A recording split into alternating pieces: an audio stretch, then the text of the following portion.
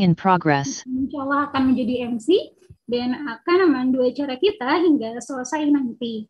Dan karena ini sudah mau menunjukkan pukul 8, kita buka kajian parenting hari ini dengan membaca basmalah bersama-sama. Bismillahirrahmanirrahim.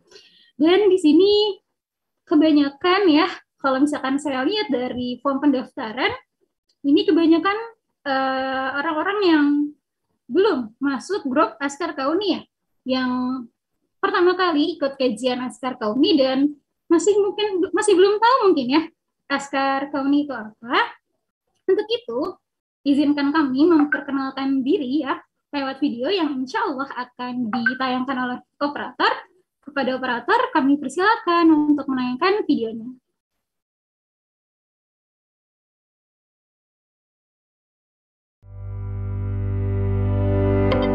Askar Kauni, menebar ilmu berbagi manfaat.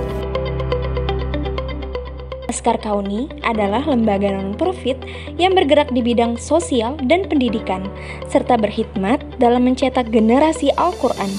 Mengaplikasikan metode Kauni, menghafal Al-Quran semudah tersenyum, yaitu metode yang menyelaraskan otak kanan, hati, dan gerakan tangan, sehingga menghafal Al-Quran menjadi lebih mudah dan menyenangkan semudah tersenyum. Visi kami adalah menjadi lembaga dakwah Al-Quran yang amanah, profesional, mandiri, dan terkemuka. Sedangkan misi kami adalah mengelola dan mengembangkan lembaga pendidikan Al-Quran, mengelola dan mengembangkan potensi ekonomi umat bagi kemandirian lembaga dan mustahik, dan berperan aktif dalam pemulihan bencana kemanusiaan. Bersama Ustadz Bobby Herwibowo LC dan Ustadz Habibur Rahim LC, Askar Kauni mengembangkan dan mengenalkan metode menghafal Al-Quran semudah tersenyum ke seluruh penjuru negeri. Saat ini, program kami telah mencapai 586 santri boarding di 41 mahat pesantren, 464 rumah tahfiz Kauni Quranic School di Indonesia dan Belanda, 22.000 anggota komunitas penghafal Al-Quran di 24 negara, dan ribuan guru ngaji di 24 provinsi di Indonesia. Mahat Askar Kauni berjumlah 41 mahat boarding di Indonesia dengan jumlah total 586 yakni santri ikhwan, laki-laki, dan santri akhwat perempuan, dan disekolahkan secara gratis, tak berbayar karena 80% santri adalah yatim duafa. Tak hanya itu, program kami yang lainnya adalah program sedekah sejuta Quran untuk Indonesia dan luar negeri dengan jumlah penerima manfaat mencapai 26.955 di tahun 2020. Rincian penerima manfaat yakni hafiz Quran, yatim duafa, masjid, sekolah, daerah bencana, lapas, dan pelosok pedalaman. Program sejuta guru ngaji dengan ribuan guru ngaji di 24 provinsi di Indonesia yang mengajarkan metode Kauni menghafal Al-Quran semudah tersenyum. Guru ngaji ini diperuntukkan bagi lembaga pendidikan, perkantoran, komunitas, privat, pedalaman atau pelosok, lapas dan rutan, serta daerah bencana. Program Rumah Tahfiz Kauni Quranic School mencapai 464 Kauni Quranic School di Indonesia dan Palestina dengan jumlah 15.536 santri. Kauni Quranic School adalah program hafal non-asrama untuk berbagai latar belakang dan lintas usia. Lebih dari 80% siswa adalah yatim dan duafa. Program HOTS atau Hafiz on the Street adalah komunitas penghafal Al-Quran melalui dunia maya, yakni menggunakan WhatsApp sebagai media dalam menghafal. Menghafal satu hari satu ayat beserta artinya didampingi oleh para asatiz dan asatizah Askar Kauni. Saat ini telah mencapai 22.000 anggota tersebar di 24 negara. Program wakaf adalah program yang mengelola pembangunan dan pengembangan aset berupa sarana dan prasarana, mahat dan rumah tahfiz Kauni Quranic School. Saat ini telah mencapai 250 penerima manfaat pembangunan masjid dan 20 penerima manfaat peternakan. Program Solidarity Care adalah lembaga sosial yang fokus berkhidmat untuk kepentingan sosial dan kemanusiaan yang bertujuan membantu masyarakat seluas-luasnya. Di antara aktivitasnya adalah peduli bencana, kesehatan, kemiskinan, lansia, dan tunanetra. Dalam skala internasional, Solidarity Care juga fokus peduli kepada tanah Palestina serta isu-isu krisis kemanusiaan yang terjadi di seluruh belahan dunia. Mari terus menebar ilmu dan berbagi manfaat bersama Askar Kauni.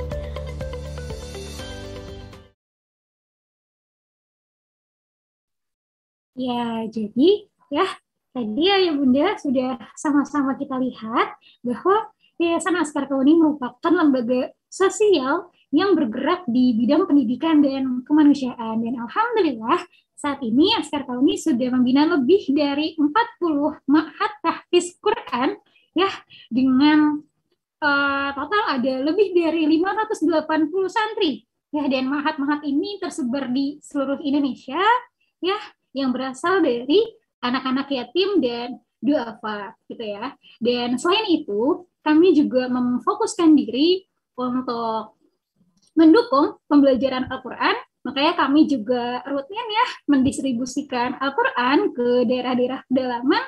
Juga kami membantu membiayai guru ngaji yang masih dalam tahap prasejahtera. Ayah Bunda bisa mengunjungi website kami di www.askarkauni.com atau di media sosial kami di Instagram @askarkauni untuk mengetahui update kegiatan kami. Insya Allah kami itu rutin untuk mengadakan kajian-kajian dan salah satunya adalah kajian parenting. Gitu. Ya, karena tadi sudah menyinggung di awal-awal bahwa kami sudah memiliki santri di Ma'had, ada juga yang Kauni Quranic School tadi nih akan kami tampilkan bagaimana potret santri penghafal Al-Quran Askar Kauni. Kepada operator kami persilakan untuk menampilkan videonya. A'udzu billahi minasy syaithanir rajim. Bismillahirrahmanirrahim. Idza waqa'atil waqi'ah laisa liwaqa'atiha kadhibah khafidatur rafi'ah. Idza rujjatil ardu rajja wa bussatil jibalu bassa. Sewajarnya lah kalau bantu. Palingan kalau ada masalah apapun, kalau misalnya nggak bisa dikontrol, palingan berantem, ujung-ujungnya gitu doang.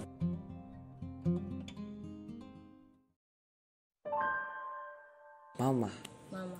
Ingat mama. Kan kata abang dia kan gini ya. Setiap laki-laki itu punya yang namanya peta. Punya namanya tujuan. Gak mungkin setiap laki-laki, terutama orang muslim itu dia tuh pengen, meskipun masih kecil ya, ditanya kamu mau gak berangkatin ibu kamu ke haji, pasti itu mau banget. Dan terutama Dika sendiri kayak gitu. Jadi kata Lucky, kalau lu malas di pesantren lu segala macam nggak jelas, satu aja inget mama, mama. Mau gimana mama nanti kalau lu nggak bener, itu doang satu. Terus kayak berdoa juga sama Allah, kalau misalnya dikasih kesusahan, nangis, sholat duha, segala macam, kesel, tonjok tembok, keluar, teriak, gitu doang sih palingan. Terus bisa lagi ujian kayak gitu tuh udah, ya pasti itu udah lewat kayak gitu. Karena itu salah satunya kunci surga itu kan semua dari mama, keberkahan itu semua dari mama. Kalau kata Abang Dika, kalau mau hidup lu bener-bener tenang, nyaman, berkah, terutamain mamah dulu katanya. Karena satu, dunia ini kalau lu mau gimana pun, ridhonya Allah, ridho orang tua, terutama mama. Itu sih yang padokan Dika tuh, mengapa-ngapain ke mama dulu.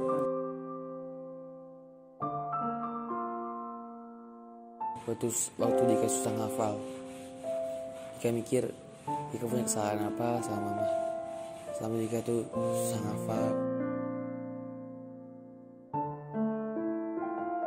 Pokoknya mama gimana ya, kan ada juga sahabat Nabi kisahnya sampai dia tuh bela-belain latihan ngangkat sapi sampai berapa puluh kilo buat nganterin ibunya ke haji. Itu Dika tuh harus mikir, kita itu hidup buat apa sih kalau bukan ke surga? Kita itu hidup buat apa sih kalau bukan ke surga?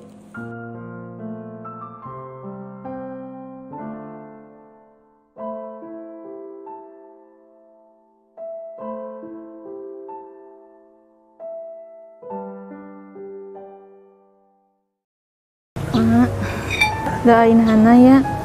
Insya Allah Hana akan terus semangat menghafal Al-Quran. Hana ingin memakaikan jubah kemuliaan untuk emas sang Bapak di surga kelak. Doain Hana ya. Jadi doain mau pas. Udah kemarin ya udah ngedengerin tasnya ya. Sama udah itu aja sih. Ya moga-moga ya tuh lancar ya Neng. Amin.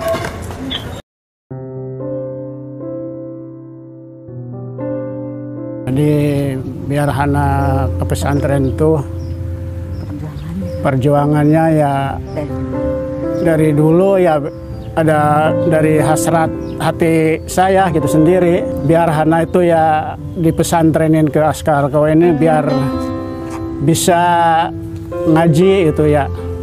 Ya dulu ya berhubung ya dulu mau sono berjuang ya pergi ke ono, kita nggak punya ya biaya ya, terpaksa saya ya menjual kambing ya. Karena itu waktu itu ya keadaan lokasi ini banjir gitu Pak, iya. Ya udang-udang kagak ada, pemasukan hari-harinya ya kagak ada gitu Pak. Jadi sehari-harinya ya kita ya kerja di empang Pak. Iya, penghasilan sehari-hari ya nggak menentu. Ya rata-rata ya paling kalau lagi banyak ya nyampe 70.000. Kadang-kadang kagak ada, kosong banget.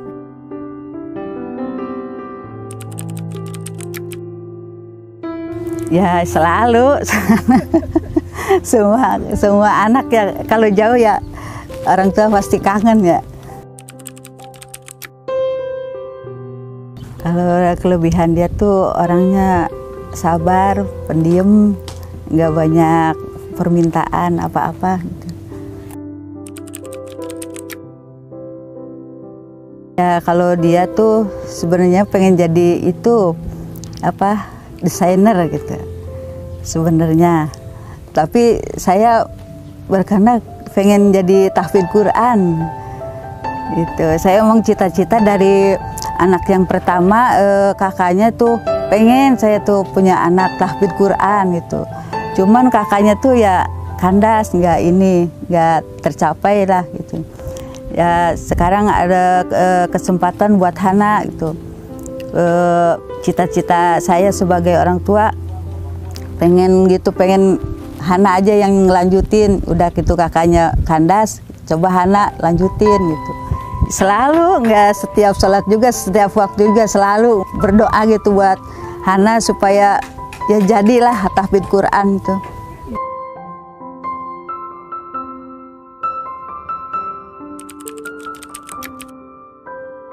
Ya itu nggak masuk mah ya sabar dulu, sabar pasti ada ujiannya kata saya tuh ya. Terus aja bersemangat, nanti juga kan namanya tahfidz Quran pasti ada ujiannya gitu. Dan dia jadi sadar gitu.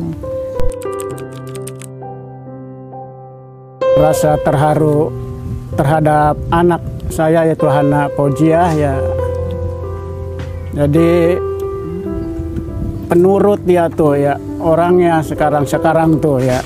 Iya, jadi terharu, jadi merasa bangga setelah di pesantren ke Askar Kawen itu. Semoga ya yang telah membantu Hana Fauziah ya, semoga selalu sukses di dalam menjalani kehidupan ya, semoga panjang umur dan banyak rezekinya. Terima kasih kepada Askar Kauni, semoga berjaya selalu dilimpahkan rezekinya dan dijauhkan dari segala mara bahaya.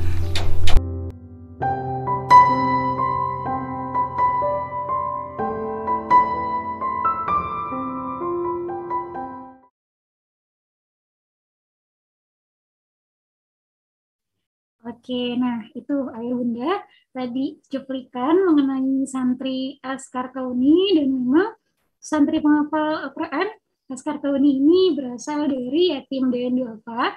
Makanya ya untuk kajian hari ini ya itu gratis Ayah Bunda, dan kalau misalkan memang Ayah Bunda berniat untuk berinfak, nanti infaknya akan diperuntukkan untuk santri Askar Kauni, akan disalurkan untuk santri Askar Kauni. Baik. Nah, ini karena narasumber kita juga sudah hadir di Zoom, ya, kita sapa dulu. Assalamualaikum, Ustazah. Ya, waalaikumsalam warahmatullahi wabarakatuh. Masya Allah, Ustazah bagaimana kabarnya malam ini? Alhamdulillah sehat dan baik. Sebelumnya saya mohon maaf untuk semuanya, khususnya untuk pihak panitia dan juga peserta atas ketidaknyamannya perpindahan waktu dari yang seharusnya sore tadi ya beralih ke malam hari karena suatu hal ya di lokasi syuting belum selesai, jadi ya qadarullah, seperti mudah-mudahan ada manfaatnya atau ada baiknya, ada sisi baiknya insyaallah bismillah. Masya Allah, nih Ustazah meskipun waktunya berubah ya, yang awalnya sore terus jadi malam, ini antusias pesertanya Masya Allah luar biasa. Ini sudah mau mencapai 300 orang yang hadir di Zoom. Baik Ustazah, langsung saja insya Allah kita akan masuk ke sesi pematerian selama 45 menit. Kemudian nanti akan dilanjutkan diskusi selama 30 menit. Jadi langsung saja untuk sesi utama kita hari ini, ya, sesi materi, sesi kajiannya kepada Ustazah Nabilah, kami persilakan. Baik, bismillahirrahmanirrahim. Alhamdulillahirabbil alamin wassalatu wassalamu ala mabu'uthi rahmatan lil alamin sayyidina Muhammad sallallahu alaihi wasallam. Allahumma 'allimna ma yanfa'una wanfa'na bima 'allamtana wa zidna hudan wa tuqan wa rif'atan wa hikmatan ya arhamar rahimin. Allahumma hdina wahdi bina wa yassiril huda lana waj'alna hadina mahdiyina ila yaumil qiyamati ya rabbal alamin. Alhamdulillah, jazakumullah ahsanal jazaa. Mudah-mudahan dengan pertemuan kita hari ini, Masya Allah tadi barusan juga melihat program-program yang ada di Askar Kauni dan juga beberapa santri dan juga kesan-pesan dan dari wali santri, Masya Allah luar biasa. Mudah-mudahan selalu Askar Kauni atau Pondok Askar Kauni ini selalu berkah, selalu memberi manfaat dan keberkahan bagi anak-anak Indonesia insya Allah. Tema kita hari ini Masya Allah luar biasa mengenai tentang mencintai Al-Quran ya. Bagaimana mendidik ya anak cinta dan hafal Al-Quran. Sebenarnya dalam mendidik anak ini ya untuk mencintai Al-Quran atau menghafal Al-Quran, ada beberapa hal yang perlu supaya kita mendidik anak yang penghafal Quran ini, ada beberapa orang ya yang perlu kita perhatikan ya. Tapi sebelumnya perlu juga ya kita hadirkan di pertemuan ini, menghadirkan hati terlebih dahulu ya, menghadirkan hati agar kita insya Allah meluruskan niat kita dalam apa sih tujuan mendidik anak untuk menjadi penghafal Quran. Kenapa sih kita pengen anak kita menghafal Al-Quran? Kenapa sih kita anak kita kenapa mereka harus mencintai Al-Quran? Ini pertanyaan-pertanyaan yang seharusnya sebelum anak bertanya, itu adalah orang tuanya dulu bertanya kepada mereka sendiri. Niatnya mereka apa sih pengen anaknya jadi penghafal Quran? Apakah nanti pengen dapat syafaatnya, atau pengen dapat mahkotanya, atau pengen apa? Nah, jadi sebelum kita bahas lebih dalam lagi dengan tips apa segala macam, kita harus ya meluruskan niat. Luruskan niat itu terlebih dahulu, dan itu yang penting sekali bagi orang tua yang ingin mendidik anaknya untuk mencintai Al-Quran dan menghafal Al-Quran. Sebenarnya menghafal Al-Quran ini adalah salah satu bentuk cinta. Ya, membaca Al-Quran adalah salah satu bentuk cinta kita kepada Al-Quran. Memahami Al-Quran, mengkaji ayat-ayat Al-Quran, itu adalah salah satu bentuk cinta kita terhadap Al-Quran. Mengamalkan Al-Quran itu salah satu bentuk cinta kita kepada Al-Quran. Jadi menghafal itu kalau tidak dari cinta, dari mencintai sesuatu atau mencintai Al-Quran itu agak sulit atau agak berat. Maka sebelumnya orang tuanya nih yang perlu kita perhatikan, ya, niatnya dulu. Ya, usahakan niatnya itu ya karena Allah Subhanahu wa taala, ya, mencari ridha Allah Subhanahu wa taala, dan mewujudkan anak-anak yang saleh dan salihah ini bukan hanya sekedar penghafal Quran, tapi mereka menjadi hamba Allah, ya, menjadi hamba Allah yang saleh dan muslih insyaallah. Ya, dan dalam Al-Quran, ya, Allah Subhanahu wa taala menggambarkan anak-anak soleh itu seperti apa. Jadi bentuk anak-anak soleh ini tidak selalu dia tidak selalu dia harus 30 juz. Tidak. Nah, mungkin kalau kita pengen misalnya anak kita yang soleh, ya, anak kita yang baik, ya, tapi yang nggak harus 30 juz juga. Nah, tapi kalau dia menghafal Quran, akan menjadi nilai plus bagi orang tuanya. Karena dalam hadis Rasulullah Shallallahu Alaihi Wasallam, dari hadis ini yang diriwayatkan Ibnu Mas'ud radhiyallahu anhu, barang siapa maqara'a harfan min kitabillah falahu bihi hasanah wal hasanatu bi'ashri amsalha. La aqulu alif lam mim harf walakin alifun harf wa lamun harf wa mimun harf. Barang siapa yang membaca satu huruf dari Al-Quran, maka ia akan mendapat satu kebaikan. Satu kebaikan itu akan dilipat gandakan oleh Allah Subhanahu wa taala menjadi 10 kebaikan. Dan jangan mengatakan alif lam mim harf, jangan mengatakan alif lam mim adalah satu huruf, tapi alif satu huruf, lam satu huruf, mim satu huruf, maka ketika kita membaca alif lam mim kita akan mendapat 30 kebaikan. Bayangkan, hadis ini hasanah itu kebaikan, ya, bukan pahala, bukan sesuatu yang terbatas, tapi kebaikan. Kebaikan Allah itu banyak bentuknya. Bisa kesehatan, bisa rezeki yang luas, ketentraman keluarga, keharmonisan rumah tangga, kesuksesan dalam karir, kesuksesan dalam pendidikan, kesuksesan anak-anak yang soleh, yang nurut, itu sudah termasuk kebaikan.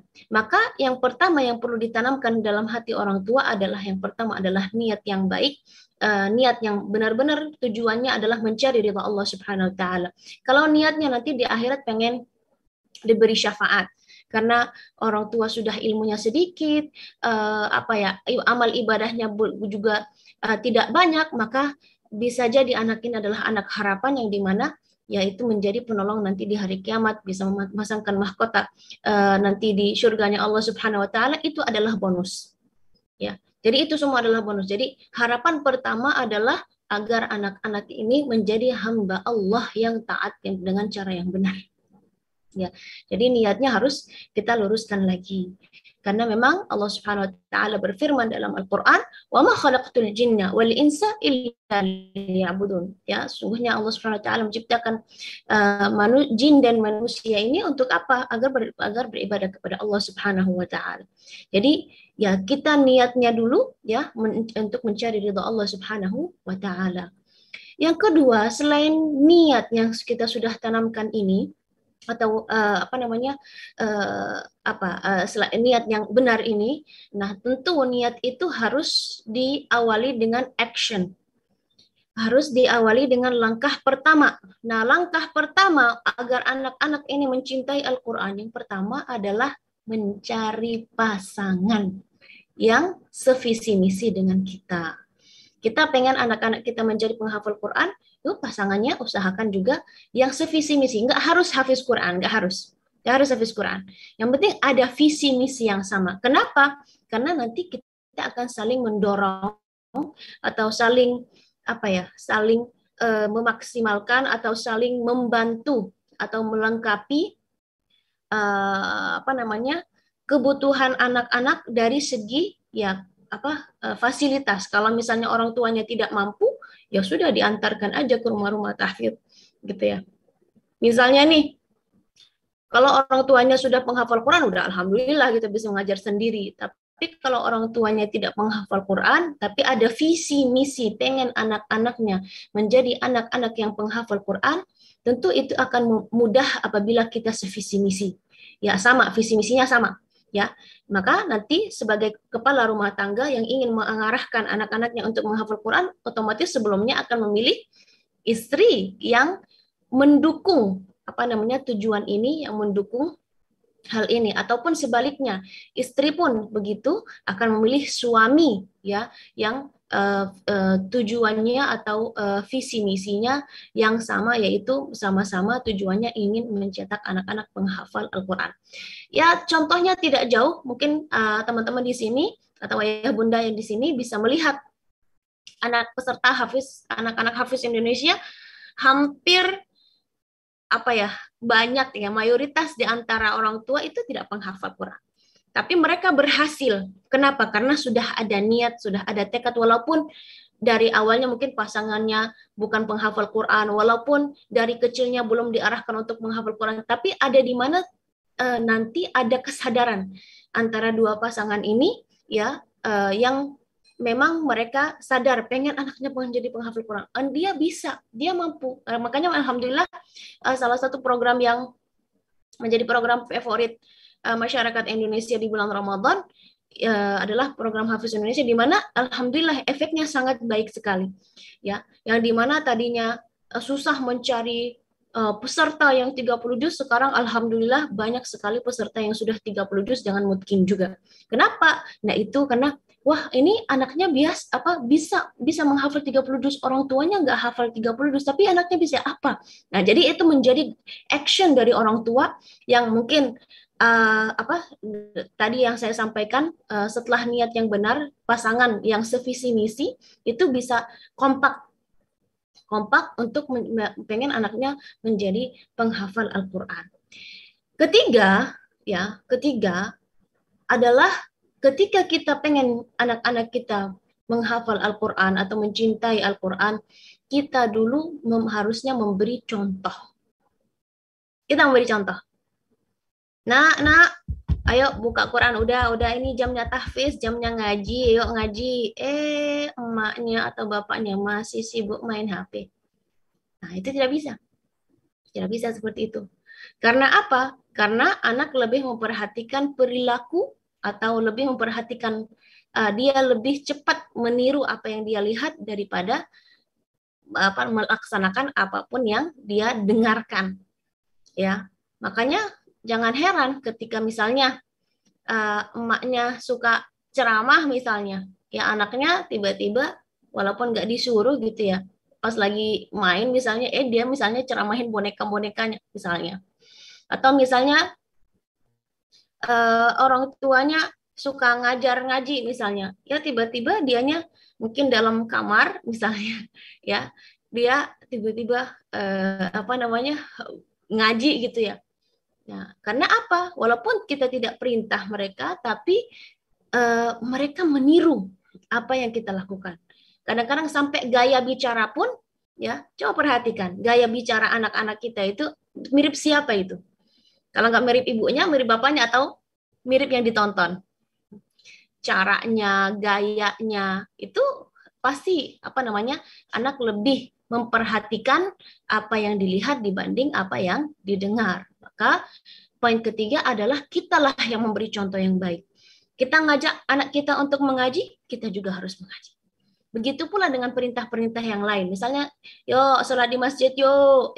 Bapaknya masih depan TV, gitu kan.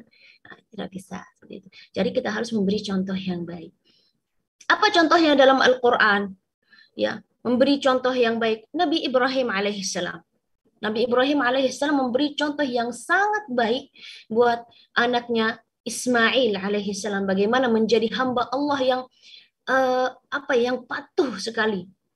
Sekali-kali Allah perintah Nabi Ibrahim untuk menyembelih Nabi Ismail karena Nabi Ismail sudah melihat bagaimana patuhnya ayahnya kepada Allah dengan perintah-perintah Allah, maka dia pasrah saja. Apabila itu adalah perintahnya Allah, ya sudah. Saya juga, wahai ayahku, saya terima gitu. Itu tentu prosesnya nggak mungkin. Coba kalau anak zaman sekarang, tiba-tiba orang tuanya bilang, aku mau menyembelih kamu. Apalagi yang sudah istilahnya anak-anak satu-satunya yang dinantikan gitu ya. Tiba-tiba orang tuanya bilang, nak, aku mau ini menyembelih kamu. Apa ekspresi anak-anak? Pasti gila banget gitu kan. Nah, tapi karena Nabi Ismail tahu bahwa ini adalah perintah dari Allah Subhanahu wa taala, maka langsung dia menerima apa yang apa yang sudah diperintahkan oleh Allah Subhanahu wa taala kepada orang tuanya. Jadi poin pertama adalah meluruskan niat. Yang kedua, ada actionnya, memilih pasangan agar visi misinya sama. Yang ketiga, kita memberi contoh yang yang baik kepada anak kita supaya mereka bisa melaksanakan ini dengan dengan happy, bukan dengan paksaan. Karena kalau kita paksa tanpa mereka melihat mereka pasti dalam hati mereka merasa tidak adil. Kenapa saya disuruh terus mau ngaji misalnya. Gitu juga misalnya dengan hal-hal yang lain. Kita perintah anak kita untuk istiqomah dalam dalam sholat. Yuk, tuh udah azan, tuh siap-siap. Ya kitanya masih rebahan, kitanya masih ya gimana? Susah. Akan lebih susah. Maka dalam ada kaidah ya, ad-da'watu bil hal ablaghu min ad-da'wati bil maqal. Kita ingin berdakwah itu, kalau berdakwah dengan kondisi atau dengan perilaku itu lebih ngena daripada kita berdakwah dengan hanya sekadar omongan saja. Maka tidak heran ketika salah satu ulama ya termasuk tabi'in, kalau bukan tabi'in itu kalau dia naik mimbar ya dan dia ingin berbicara tentang sesuatu, maka sebelum dia berbicara itu dia melaksanakannya, mempraktekkan itu.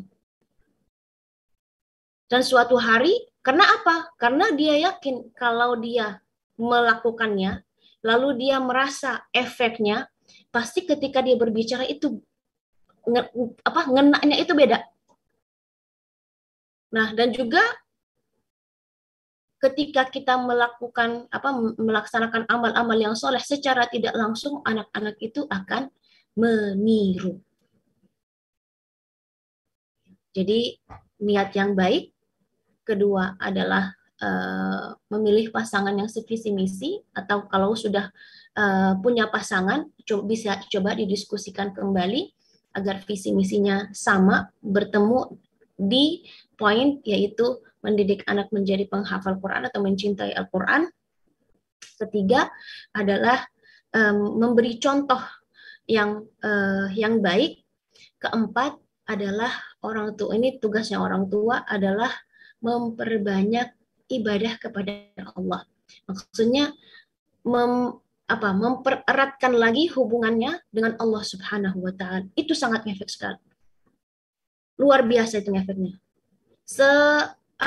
Bukan sebandel-bandel ya, sekeras kepalanya anak kita ya, tapi jika orang tuanya berusaha untuk menjaga kesolehannya, untuk menjaga hubungannya bersama Allah, maka insya Allah Allah akan menjaga anak itu. Ketika salah satu tabi'in dia bergegas yang tadinya sholat sunnahnya 2 rakaat, malah ini ditambahkan. Yang tadinya tidak berpuasa hanya 3 hari saja, dia puasanya Senin Kemis. Bahkan ada yang meningkatkan level baca Qur'annya. Ketika ditanya, wahai imam, sepertinya kemarin nggak seperti gini, tidak begitu banget gitu ya, biasa-biasa aja. Kok sekarang malah semangat sekali untuk rajin ibadahnya? Apa kata beliau? Kata beliau, la'alli inni ruziqtu ghulaman, ya saya sudah punya anak laki-laki, atau juga dalam riwayat yang lain saya dikabarkan bahwa istri saya lagi mengandung atau lagi hamil, maka mudah-mudahan amal saya atau ibadah-ibadah saya ini bisa membuat anak saya menjadi anak soleh. Dan itu juga terbukti dalam Al-Quran, bagaimana Allah Subhanahu wa Ta'ala sampai menjaga bukan anaknya saja, tapi menjaga menjaga masa depannya, menjaga hartanya anak-anak ini supaya masa depannya menjadi masa depan yang baik. Dalam Al-Quran, dalam surat Al-Kahf, ya, dan kita ini baca setiap Jumat, ya, surat Al-Kahf, itu ketika Nabi Musa alaihi salam, ya, dalam perjalanan Nabi Musa dan Al-Khidr alaihi salam, ya, ada tembok di mana tembok rumah itu runtuh, rusak, ya, dan kampung itu orang-orangnya sangat pelit sekali. Di kampung itu bukan malah kampungnya istilahnya menjamu tamu yang masuk kampung itu, malah tamunya membangun tembok di situ, merapihkan rumah di situ. Nabi Musa bingung. Ini kenapa? Orang pelit kitanya, karena sebelumnya orang yang sudah memberi kepada mereka naik kapal gratis, perahu gratis, malah dibolong. Melihat anak yang tidak berdosa dibunuh, ini orang kampungnya pada pelit, kita malah bangunin tembok untuk mereka. Apa kata di akhir cerita perjalanannya Nabi Musa dan Nabi Khidr alaihi salam? Wa ammal jidaru, dan tembok itu, fakana li ghulamaini yatimaini fil Madinah. Dan tembok itu untuk tembok itu maksudnya tembok dari rumah tersebut, ya. Itu untuk ada 2 anak yatim. Wa kana tahtahu kanzul lahuma wa kana abuhuma salihah. Dan di bawah tembok itu ada harta yang ditinggalkan oleh orang tuanya yang saleh. Ada yang mengatakan orang tua itu, ya, kalau seandainya harta itu terlihat oleh orang kampung itu, pasti mereka menghabisnya. Maka Allah Subhanahu wa Ta'ala merintahkan Nabi Khidr untuk menegakkan atau merapihkan tembok tersebut. Wa kana abuhuma salihah, dan orang tuanya adalah orang tua yang saleh. Coba perhatikan. Sampai segitunya orang tuanya sudah tiada, Allah menjaga hartanya. Apalagi kesolihannya, luar biasa. Hartanya aja dijaga, apalagi kesolihannya. Ya. Dan kalau kita perhatikan, ulama tafsir mengatakan bahwa wakana abuhuma salihah ini adalah bisa diartikan orang tua yang soleh ini dengan 2 artian. Yang pertama adalah orang tua kandung. Yang pertama adalah orang tua kandung, yang kedua adalah bisa jadi anak keturunan. Maksudnya mungkin bisa jadi bukan anak kita, tapi cucu kita. Makanya tidak heran misalnya kalau misalnya ada ulama nih, tahu-tahu cucunya atau cicitnya menjadi ulama juga, nggak heran, karena sudah ada sudah ada jalurnya gitu. Dan sampai ada yang menafsiri bahwa itu kesolehan, pengaruhnya kesolehan orang tua terhadap anak keturunannya itu luar biasa. Sampai ada yang mengatakan itu bukan hanya terbatas untuk anak, cucu, dan cicit, tapi bisa jadi 7 keturunan atau bisa lebih dari itu. Nah, kalau ada seorang ulama nih yang muncul, coba perhatikan silsilahnya atau nasabnya. Pasti yang soleh. Pasti orang tuanya adalah orang tua yang soleh. Bisa jadi orang tua kandung langsung, atau bisa jadi kakek neneknya itu ada yang kesolehannya itu luar biasa. Maka sampai pengaruh luar biasa. Maka ya tadi sudah saya sampaikan, ya kita ulang lagi ya poin-poinnya supaya kita ingat terus. Yang pertama adalah niat yang benar, yang kedua adalah pasangan yang sevisi misi, ketiga adalah melaksanakan atau memberi contoh yang baik, yang keempat adalah memperbanyak amal ibadah orang tua agar Allah Subhanahu wa Ta'ala menjaga kesolehan anak-anak kita. Yang kelima,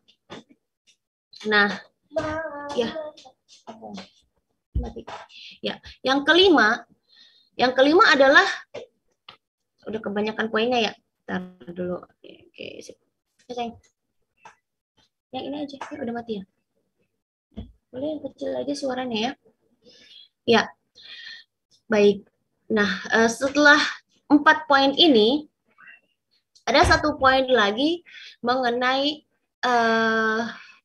strategi orang tua agar mempunyai anak-anak menghafal Quran atau mencintai Al-Quran. Ya, jadi kalau kita pengen, tadi orang tua ya, tahapan yang pertama. Tahapan yang kedua, ketika sudah mempunyai anak-anak atau di masa kandungan secara khusus, itu alangkah baiknya yang sering memperdengarkan solihah, boleh jangan berisik.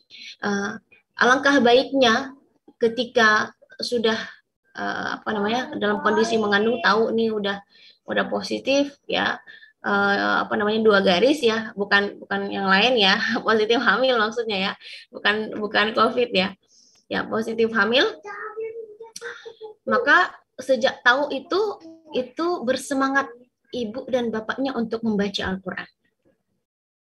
Kenapa? Itu sangat mempengaruhi sekali dalam keberkahan anak ini, dalam kedekatan anak ini dengan Al-Quran ketika nanti dia sudah lahir, itu sangat pengaruh.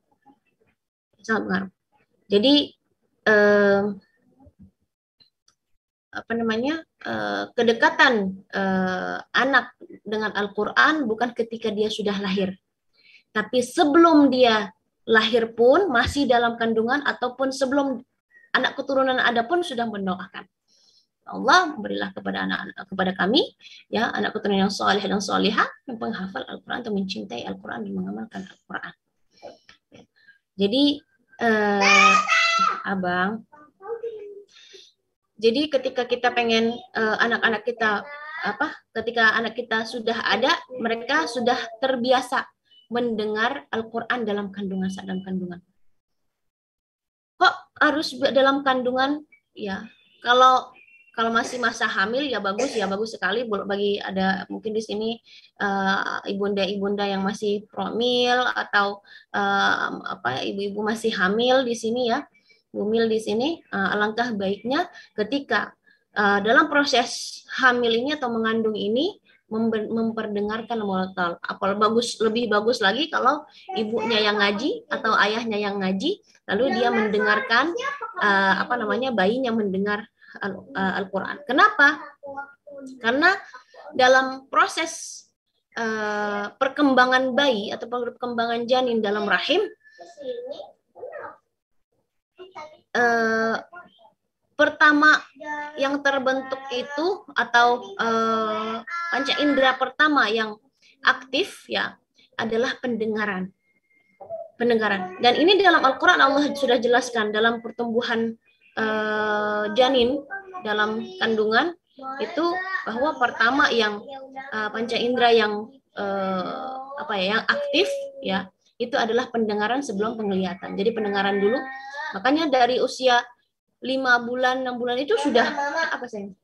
Kan sebelah kiri. Iya, nggak apa-apa. Jadi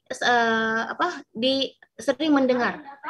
Maka ketika dia sudah lahir, sudah tidak heran lagi dengan ayat-ayat Al-Quran.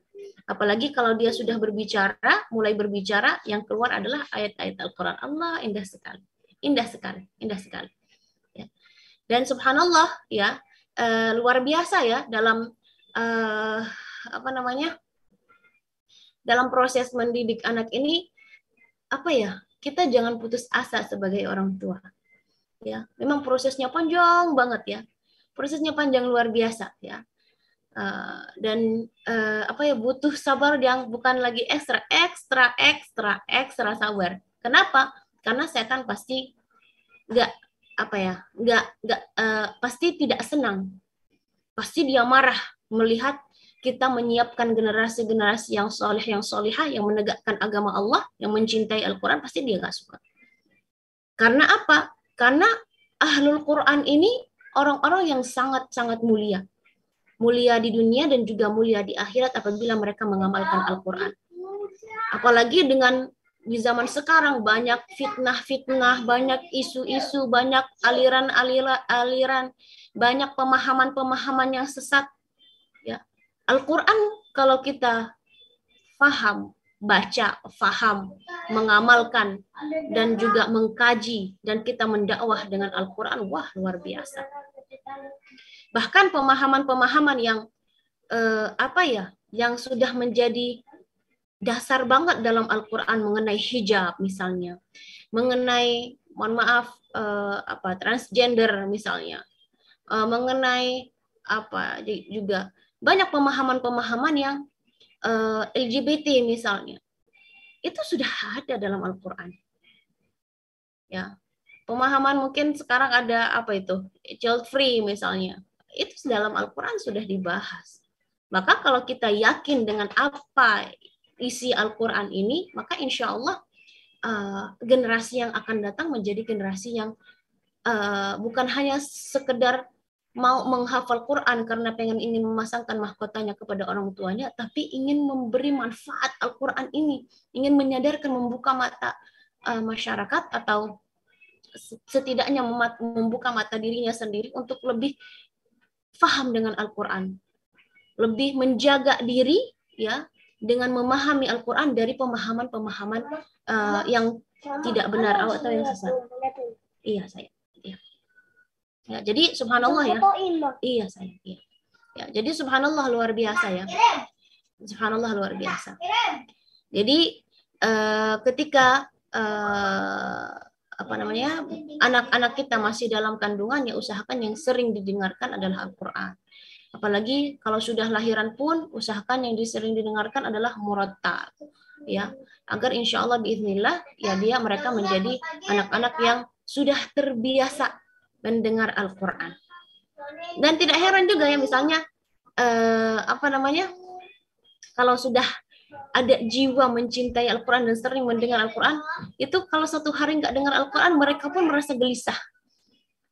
Kok anak ini beda dengan hari-hari ini? Oh, belum ngaji, sudah ngaji, dia lebih tenang, lebih senang, lebih bahagia, lebih ceria, gitu kan, beda.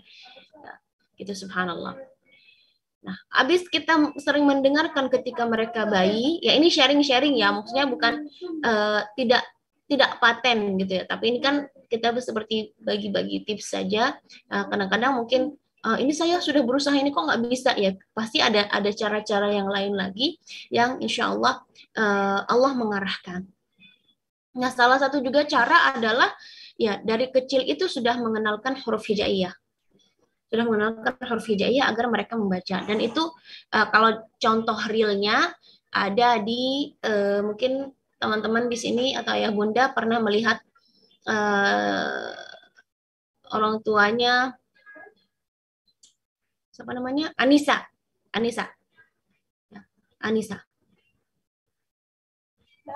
Setelah sering didengarkan Al-Quran, maka dari usia dia sudah mengerti, bahkan mungkin dia menurut kita ya anak-anak itu tidak mengerti, tapi mereka masya Allah luar biasa, kemampuan untuk penyerapan ilmu itu luar biasa. Ya. Anak-anak kita sebenarnya subhanallah cerdas. Nggak ada anak-anak itu nggak cerdas, itu nggak ada. Semua anak-anak itu cerdas, semua anak-anak itu pintar dengan kemampuannya masing-masing. Kita tidak bisa menyamakan anak si A sama anak si B, tidak. Ya, anak kita beda. Udah dibukain dengan kemampuan. Astagfirullahaladzim. Dengan kemampuan yang berbeda-beda, ya. Jadi kita tidak bisa menyamakan, loh kenapa anak kita seperti ini, kenapa anak kita enggak, ya. Kok beda ya dengan anak si A, anak si B, enggak. Kita melihat kemampuan anak-anak kita apa. Daripada kita ngebandingin anak kita dengan orang lain, maka lebih baik kita memperhatikan anak kita sukanya apa. Oh, ternyata dia dari usia kecil itu udah suka main puzzle. Sambil main puzzle, sambil mengaji. Soalnya boleh dikecilin nggak? Ya. Bentar ya.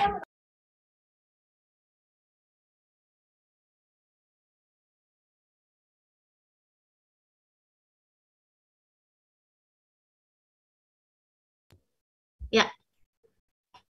Jadi subhanallah ya, ketika anak-anak sudah sering memperdengarkan ayat-ayat Al-Quran, itu Masya Allah luar biasa. Jadi ketika misalnya nih kita perhatikan anak-anak ini kita suka main puzzle, kita ajak aja kita anak-anak itu untuk main puzzle sambil mengaji, sambil mengenal apa nama-nama Allah, Asmaul Husna, sambil bernyanyi, nyanyi-nyanyi. Mas sekarang Masya Allah ya, YouTube sudah banyak sekali untuk mengajarkan anak, bisa menjadi alat untuk membantu ya, membantu kita dalam nyanyi-nyanyi anak-anak Islami ya kan, banyak sekali. Lagu naik haji lah, rukun Islam, rukun iman, banyak sekali. Jadi sambil main. Nah, uminya Anissa ini itu ketika anaknya usia 2 tahun, sebelum 2 tahun sudah diajarkan huruf-huruf hijaiyah dengan cara main-main. Katanya kalau anak itu habis mandi sambil dikeringin badannya dengan anduk sambil pakai baju, itu ada di tembok itu huruf-huruf hijaiyah. Tapi nggak semua langsung 28 huruf hijaiyah, tidak, bertahap. Alif dulu. Ini alif. Ya. Ini apa? Alif. Walaupun nggak ini alif ya. Terus habis itu ba gitu. Huruf berikutnya dan seterusnya seperti itu. Ya lama-lama ketika berikutnya sudah mulai berbicara, ketika ditunjuk huruf-huruf itu dia sudah ngerti. Ba, jim, dal, ha gitu ya. Begitu juga ketika memasuki huruf-huruf bersambung dan seterusnya. Maka Anissa ini Masya Allah ya, di usia 3,5 tahun sudah bisa membaca Al-Quran. Ya butuh sabar ya, memang butuh sabar. Apalagi anak-anak itu suka lari ya kan, main negosiasi. Aku nggak mau ngaji 1 halaman, aku mau ngajinya 1 baris. Ya, tidak apa-apa. Ya apa-apa. Ya. Cari apa yang disenang oleh anak kita. Bisa juga dengan reward.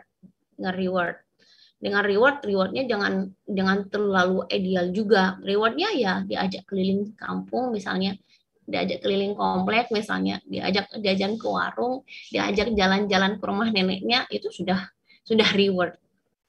Diajak bonceng sepeda, bonceng motor, udah gitu aja. Anak mah simple, nyenengin anak itu insya Allah mudah, tidak menghabiskan banyak biaya. Yang penting orang tuanya paham apa yang dibutuhkan oleh anaknya atau apa yang menjadi perhatian anaknya. Anak-anaknya suka mobil-mobilan, khususnya anak laki-laki. Suka mobil-mobilan, ya udah sambil mobil-mobilan ngaji. Atau sekarang juga di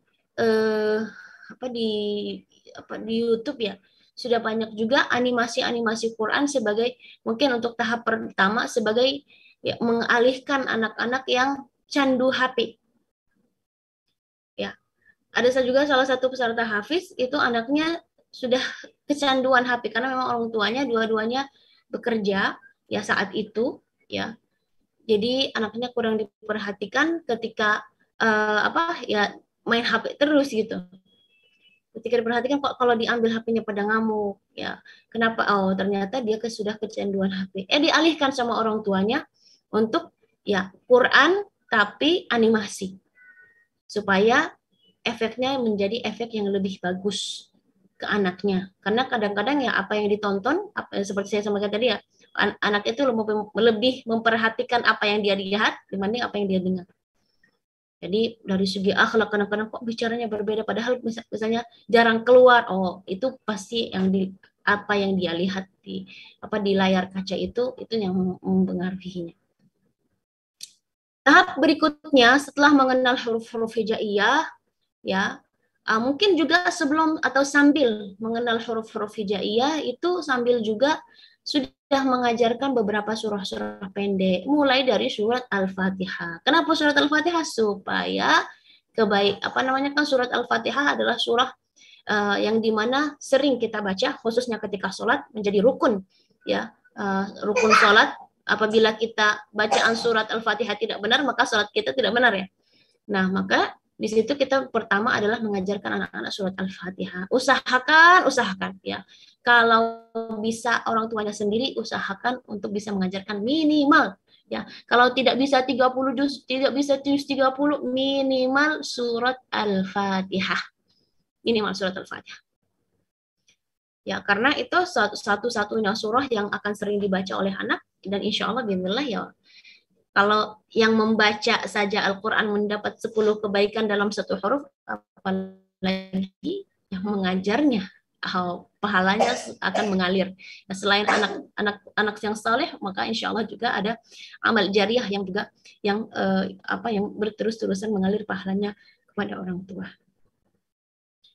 Jadi seperti itu ya. Jadi selain kita mendengarkan murattal dari sejak dini atau dari sejak dalam kandungan, terus pengenalan huruf hijaiyah, terus habis itu ada menggunakan aplikasi. Sekarang juga sudah banyak ya aplikasi mengajar huruf hijaiyah, aplikasi mengajarkan ngaji dengan tikror, metode tikror, dan juga di Indonesia, Masya Allah, di Indonesia ini kayak raya metode untuk mengajarkan Al-Quran. Ya tinggal pilih aja mau metode yang mana yang cocok ya untuk anak-anak kita, yang anak senang, ya kita ikutkan, kita ajarkan.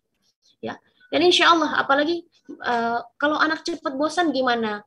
Anak cepat bosan, ya kita tunjukkan kalau sekarang ya mungkin karena pandemi, anak-anak dalam pergi rumah tahfidz mungkin yang bolak-balik ya agak susah atau mungkin terbatas, ya tidak apa-apa. Anak saya juga karena pandemi ini kan nggak sekolah, jadi online, jadi bosan.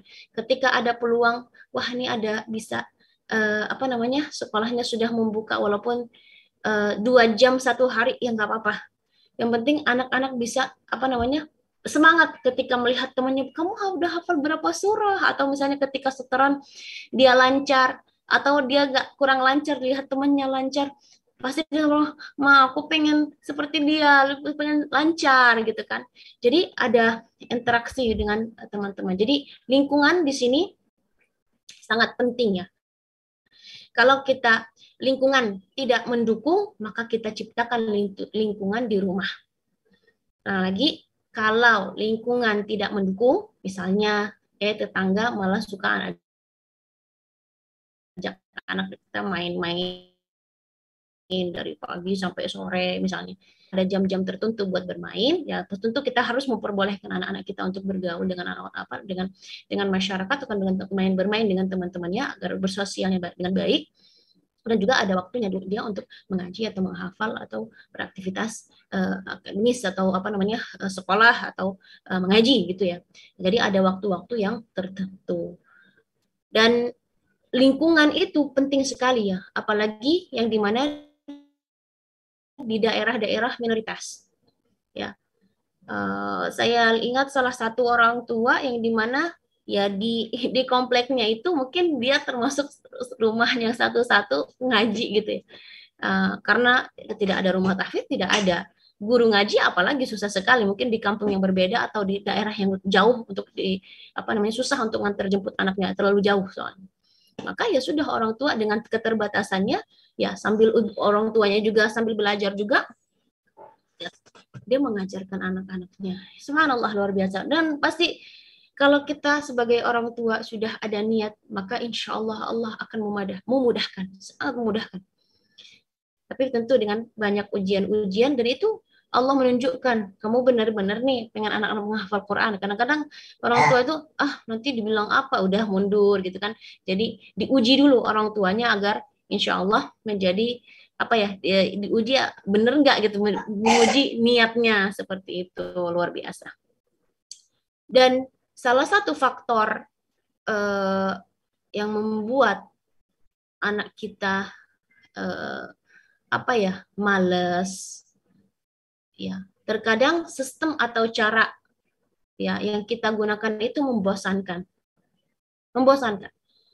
Kalau misalnya ini, masya Allah, bukan sering memuji Hafiz, karena memang yang saya lihat itu adalah, dan saya terjun di situ ya, adalah Hafiz Indonesia. Banyak permainan-permainan yang di Hafiz Indonesia yang bisa kita tiru selain M-Haki, karena kalau misalnya sambung ayat mungkin dianya udah bosan gitu kan. Ya kita bermain gitu kan, bermain dengan games mungkin sekarang itu ada games tangga ular, atau pokoknya ada mainan-mainan, mungkin mainan-mainan tradisional atau mainan-mainan yang yang kita tahu gitu ya, sederhana, tapi kita bisa mengalihkannya bukan hanya sekedar main saja, tapi kita games Quran, games sambung ayat, games nama surah, games tebak apa arti surah ini, banyak sekali. Ya, jadi alhamdulillah bisa bisa memberi menyenangkan. Nah, itu menyenangkan karena kadang-kadang anak-anak itu bosan karena ya suruh ngafal store. Tidak bervariasi lah, tidak bervariasi. Maka ya anak-anak pasti ya tentunya akan bosan. Ya kadang sekali-sekali juga saya sendiri sama anak-anak saya kadang-kadang, ya udah kamu jadi seperti Kak Irfan misalnya, kamu jadi peserta, ya udah mama jadi peserta estafet ayat sama mama, seperti itu. Jadi ya anak itu tidak merasa bosan ketika dia menghafal Al-Quran. Selain itu juga salah satu penghambat untuk anak menjadi penghafal Quran ini dosa. Sebagaimana efeknya amal soleh orang tua kepada anaknya, sampai menjaga anaknya, sampai menjaga keistiqomahan anaknya, sampai menjaga masa depan anaknya, dosa orang tua pun itu ngaruh sekali kepada anak. Ngaruh sekali. Jangan mengira lah ini istri saya nggak tahu, suami saya nggak tahu, saya melakukan dosa ini, dosa itu. Allah Maha tahu dan itu akan ngefek ke anak-anak kita. Kenapa demikian? Ada salah satu sahabat atau tabi'in mengatakan, inni la ara su'a athar adz-dzamb. Saya melihat efeknya dosa kepada diriku ketika saya berbuat dosa dan saya belum bertaubat kepada Allah, katanya. Saya melihat efeknya. Kalau di efek ke diri sendiri, katanya, saya merasa kok galau, hati tidak tenang. Kalau tidak, saya melihat pasangan saya,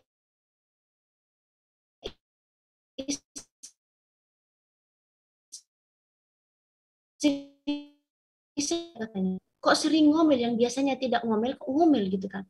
Apakah sudah terjadi kebiasaan? Kenapa ada sesuatu yang berbeda di istri saya? Atau katanya saya melihat efeknya ke anak-anakku, susah diturut, susah mengarahkan, ya, susah diajak untuk beribadah dan berbuat kebaikan. Katanya sampai hatta wa inni la araha fi dabbah. Sampai saya melihat efek dosa itu ke kendaraan saya. Ya.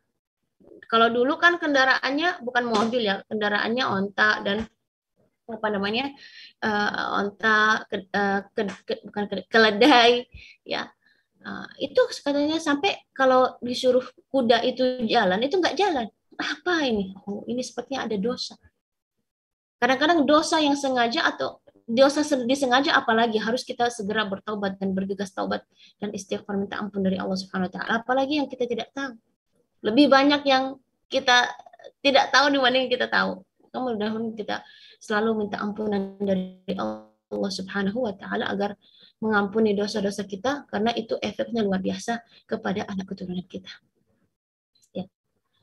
Dan hamba Allah ini juga, atau sahabat ini juga, tabi'in ini mengatakan, dan saya melihat efeknya kebaikan, berbuat kebaikan atau berbuat ibadah kebaikan itu efeknya luar biasa juga. Saya melihat efeknya ke diri saya dari segi ketenangan hati, ketenangan jiwa, ya, kebahagiaan. Saya juga melihat efeknya ke istri saya atau ke pasangan saya. Saya juga melihat efeknya ke anak-anak saya. Bahkan saya melihat efeknya di kendaraan saya. Saking itu ya, luar biasa. Jadi dosa itu ngaruh sekali. Ngaruh sekali, ya, luar biasa. Baik, mungkin saya cukupkan terlebih dahulu di sini. Kita sudah membahas tadi.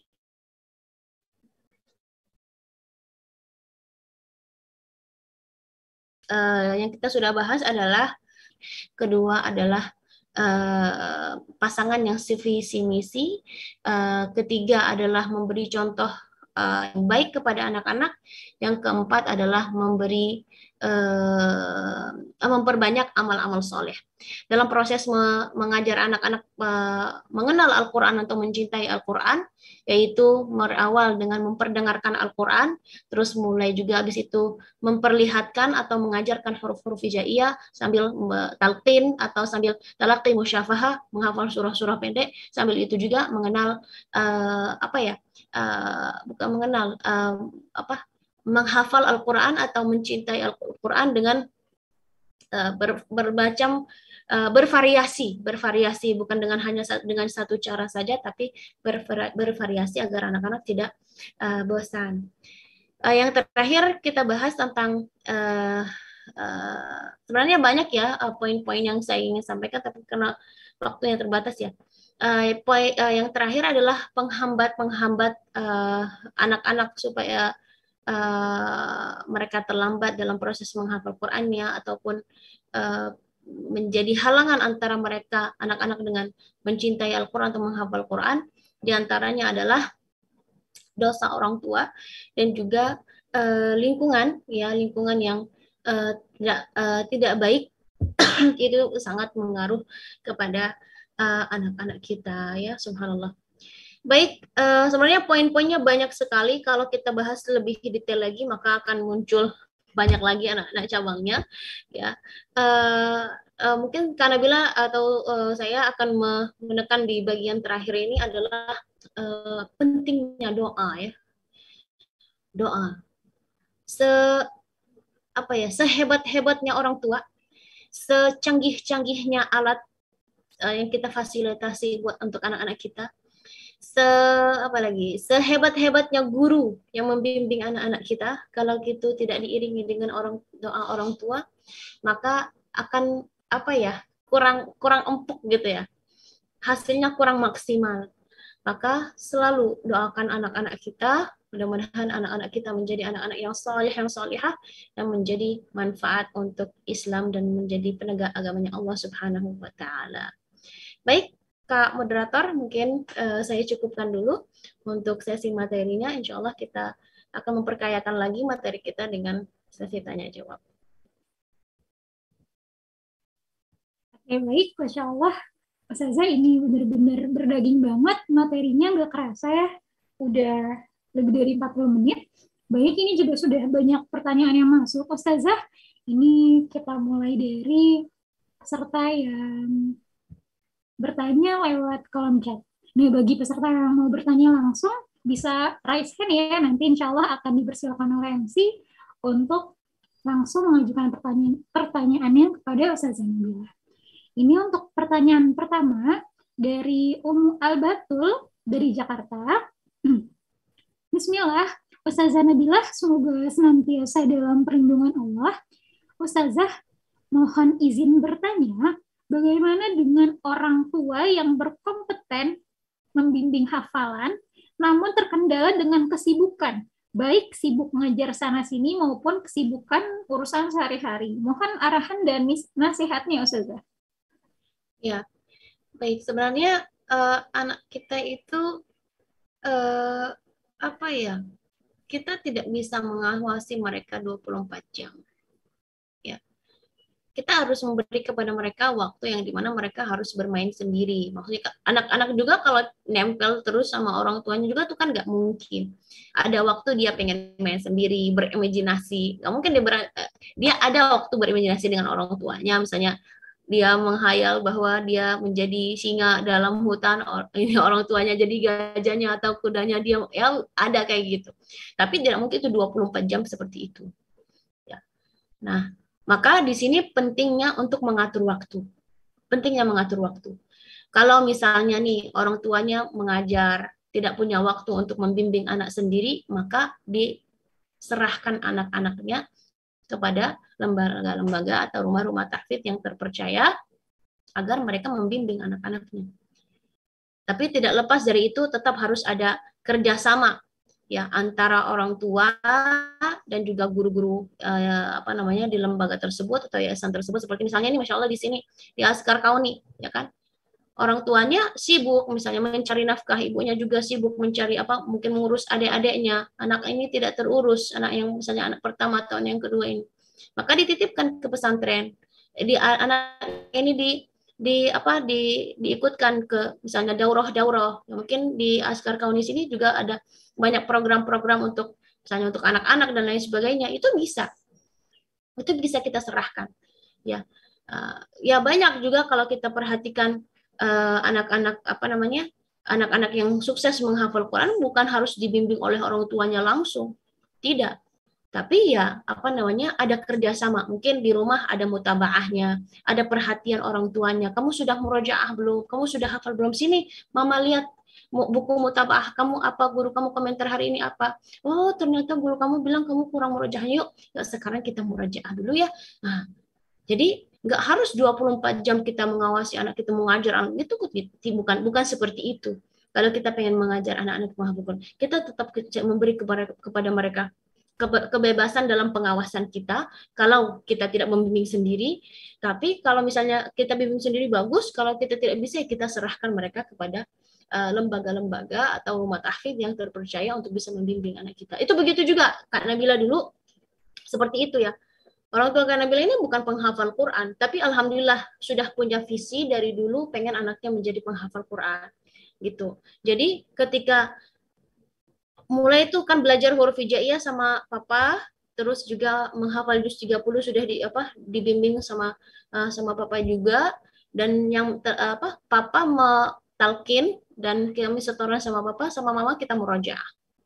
Nah, ketika sudah istilahnya papa sudah makin sibuk, sudah tidak bisa lagi nih mengajarkan kami, maka ya orang tua kami menghantarkan kami ke rumah tahfidz gitu. Dan itu juga dari usia kecil banget, maksud saya ke rumah tahfidz itu usia SD, rumah tahfidz. Jadi pagi-pagi tetap sekolah negeri, sore-sorenya kami saat itu saya masih sama abang saya, kami ke rumah tahfidz, belajar di rumah tahfidz, menghafal di rumah tahfidz, seperti itu. Ya.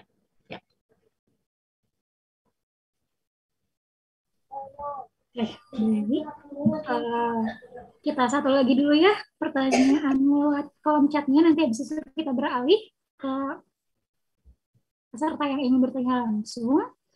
Ini ada pertanyaan dari Ana Asrafia. Pertanyaannya adalah bagaimana mengatasi orang tua yang terlalu protektif terhadap anaknya. Misal anaknya ingin mondok atau ikut organisasi. Anaknya ingin apa? Anaknya ingin apa? Ingin mondok, Ustazah. Iya, tapi orang tuanya melarang karena tidak ingin jauh dari anaknya. Nah, itu bagaimana mengatasinya? Jadi ini lebih dari anak orang tua. Anaknya malah pengen mondok, orang tuanya yang tega ya. Iya. Ya. Gini, tidak terlahir kesuksesan itu kalau kita pengen anak kita sukses ya. Pasti ada ujian, pasti ada cobaan. Dan itu bukan orang tua pun kita bisa latih loh. Maksudnya kita bisa latih anak-anak kita. Ya. Kan kalau mondok itu mungkin bukan bertahun-tahun sih, berbulan-bulan kita tidak bisa. Kalau sekarang mau pesantren mah bisa ya, sebulan sekali masih bisa nengok ya. Kita latih dulu ya. Kita jiwa orang tua ini kalau misalnya nih dia dulunya yang 24 jam di rumah ya, atau selalu dalam pengawasan pandangan orang tua ya, tiba-tiba nggak ada. Sedangkan bahkan kadang-kadang ada yang mondok 3 sekaligus atau 2 sekaligus, wah sepi dong rumah gitu ya. Nah, maka perlu latihan dulu, misalnya 2 jam, misalnya ke rumah tahfidz gitu ya. Nah, rumah tahfidznya mungkin ada daurah misalnya sore hari, ya udah itu selama 1 tahun. Mungkin untuk orang tua juga perlu latihan sebenarnya, perlu latihan. Nah, kadang-kadang boleh kalau anak mau mondok itu luar biasa ya, karena banyak anak itu biasanya anak-anak itu nggak mau gitu ya. Tapi kalau anaknya mau, itu bunda harus syukur banget, bersyukur sekali karena anaknya mau. Ya, untuk mencari lingkungan untuk membangun karakter itu ya di pesantren, di pondok. Dia akan menghadapi berbagai macam situasi. Dia menghadapi orang-orang mungkin ada yang tidak menyukainya, ada yang orang iri dengannya, ada orang mungkin dia akan melihat level-level manusia yang luar biasa gitu ya, yang tingkah laku manusia juga luar biasa. Bagaimana dia menyikapinya kalau tidak di pondok pesantren? Ya mungkin di sekolah biasa mungkin ada gitu ya, tapi akan lebih terbangun kemandiriannya itu ya di pondok. Biasanya seperti itu. Ya mungkin yang sudah mondok pun ya namanya juga anak, mana sih orang tua mau jauh dari anaknya, tapi demi masa depan anak. Demi anak ini, karena anak kita ini kita tidak akan selamanya untuk mereka. Kalau kita selamanya untuk mereka, ya pasti saya yakin sekali Bunda pasti siap membuat masakannya, Bunda pasti siap atau ayah sudah pasti siap untuk memberi nafkahnya seumur hidup bahkan. Tapi kita tidak ada selamanya. Nah ini kadang-kadang orang tuanya sudah tidak ada, anaknya berubah drastis. Kenapa? Karena belum tidak terbiasa untuk jauh dengan orang tua, untuk jauh dengan anaknya. Ya orang tua harus tabah, harus sabar. Kita lihat perjuangannya ibunya Nabi Musa alaihissalam. Ya. Allah Subhanahu wa taala menggambarkan sebagaimana hati ibunya Nabi Musa itu ketika melepaskan anaknya. Wa asbaha fuadu ummi Musa farigha. Ya. Padahal itu perintah Allah. Ya Allah memberi ilham kepada ibunya Nabi Musa agar menghanyutkan Nabi Musa ke dalam surga apabila dia ingin selamat. Dan Allah janji kepada ibunya Nabi Musa, kami akan mengembalikan Musa kepada engkau wahai ibu. Wa inna radduhu ilaiki, ya. Inna radduhu ilaiki wa ja'iluhu minal mursalin. Kami akan pasti mengembalikan Musa kepadamu wahai ibu dan kami akan mengutusnya menjadi nabi. Allahu akbar, luar biasa.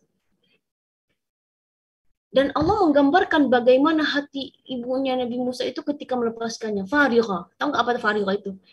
Udah apa ya, kalau misalnya kita bahasa sekarang tuh udah ngeblank gitu ya. Udah anak saya dihanyutkan. Udah rasanya gimana gitu ya. Ya, berkeping-keping mungkin ya. Mungkin lebih dari itu kan.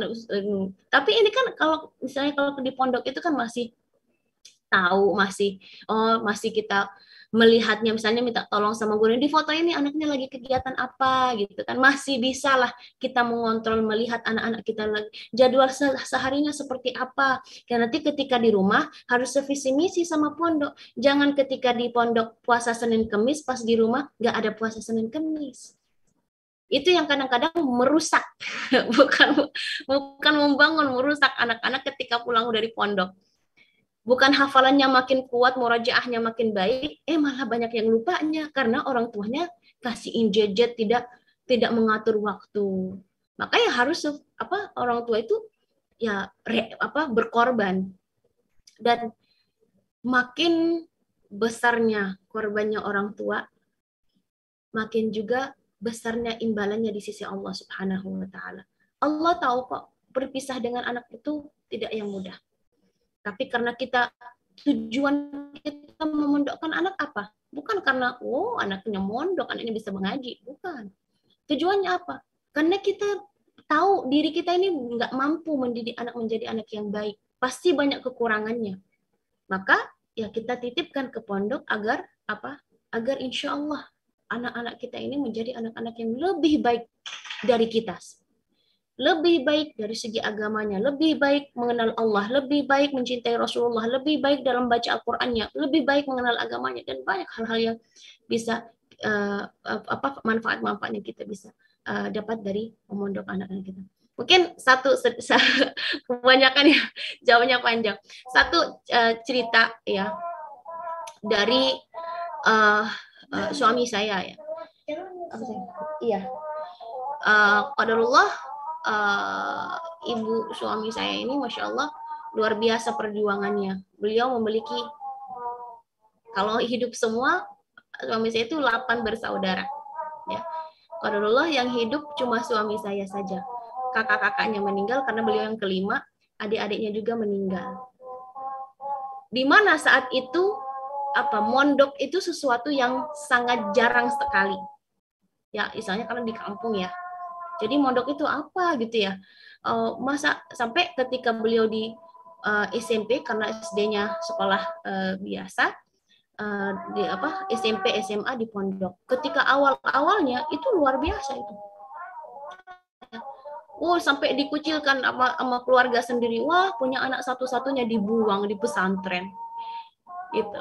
Wah, kalau ini sampai almarhum Bapak cara beliau menenangkan mamah ini dengan, kalau kamu nggak ikhlas melepaskan anak kamu, ya sudah, tetap di rumah aja. Tapi dia tidak akan berhasil ketika seperti dia mondok. Tapi alhamdulillah, subhanallah, luar biasa sekarang mendiri dan lain sebagainya gitu. Jadi subhanallah banyak manfaatnya dalam mondok, tapi yang penting ada komunikasi yang baik antara orang tua dan pengasuhnya atau wali asramanya atau guru halaqahnya, agar tahu terus perkembangan anak seperti apa saja yang perlu dibimbing ketika di rumah, seperti itu ya. Masya Allah ya. Masya Allah. Nih tadi baru masuk ke pertanyaan yang kedua ya, Ustazah. Kita lanjut dulu nih ke pertanyaan selanjutnya. Ini untuk peserta yang ingin bertanya langsung. Ini ada Bunda Desi yang sudah on cam juga. Ya, Assalamualaikum Bunda Desi. Ya, sudah bisa di. Waalaikumsalam warahmatullahi wabarakatuh. Ya, Masya Allah. Bunda Desi silakan ya mengajukan pertanyaannya. Ustazah Nabila. Waalaikumsalam warahmatullahi wabarakatuh. Biasa ngelihat Ustazah di layar tahfiz ya.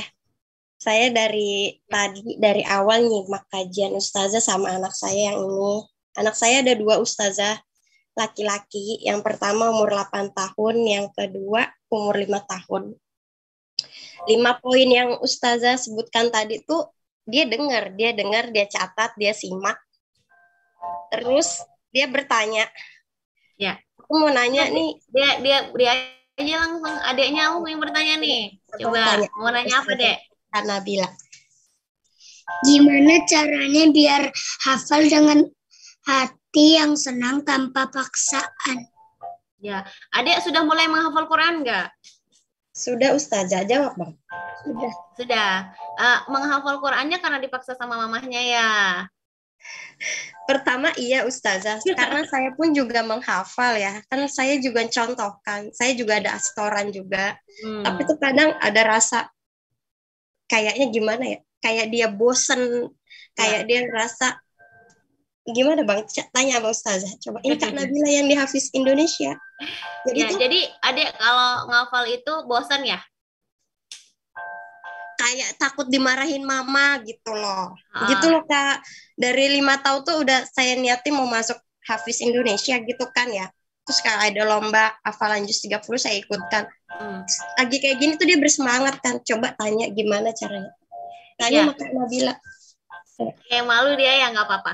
Baik, sudah saya ketangkap pertanyaannya adalah gimana cara menghafal dengan menyenangkan. Gini ya Dek, dalam menghafal Al-Quran itu pasti banyak lika-liku. Ya, Kak Nabila sendiri nggak bisa menjamin menghafal Quran itu seperti kita main games, enak banget. Nggak. Pasti banyak tantangannya. Kenapa? Karena kita melaksanakan sesuatu yang disukai oleh Allah dan tidak disukai oleh setan. Maka abang kecilin boleh? Abang kecilin. Maka ketika kita melakukan itu pasti ya setan itu nggak suka, maunya ngapain sih ngaji, mending kamu main game. Ngapain sih ngaji, mending kamu nonton, ya kan? Seperti itu kan? Ngapain ngaji itu teman kamu ngajak main di luar, adalah main baca Quran. Nah, itu pasti banyak godaannya. Jadi ada yang menghafal Quran itu kalau pengen salah satu alasannya ingin memasangkan mahkota kepada orang tua, ingin membahagiakan orang tua, wah itu luar biasa, gitu ya. Pengen menghafal Quran, tapi pengen menghafal Quran, ingin membahagiakan orang tua, itu luar biasa. Adik pengen menjadi orang hebat, pengen menjadi orang hebat nggak? Pengen. Itu salah satu caranya adalah Al-Quran. Kan tadi Kak Nabila udah menyampaikan bahwa dalam hadis Rasulullah adalah barang siapa yang membaca satu huruf akan mendapat satu kebaikan. Dan satu kebaikan itu dilipatkan oleh Allah menjadi 10 kebaikan. Bayangkan, kebaikan ada yang dapat. Ya mungkin kebaikan sekarang tidak adik rasakan, tapi karena bila yakin adik akan merasakannya di setiap langkahnya adik. Nah, buat bunda, mungkin caranya mungkin harus bervarian ya. Bervarian. Ya mungkin ada waktunya, misalnya setoran secara secara duduk hadap-hadapan, ya misalnya setoran mana, maksudnya varian apa dengan seperti saya sampaikan tadi, dengan cara kita main games gitu ya, tebak-tebak kayak gitu, misalnya yang ya itu jadi bervarian, jadi anak itu tidak bosan gitu ketika dalam menghafal Qurannya, murajaah Qurannya secara khusus.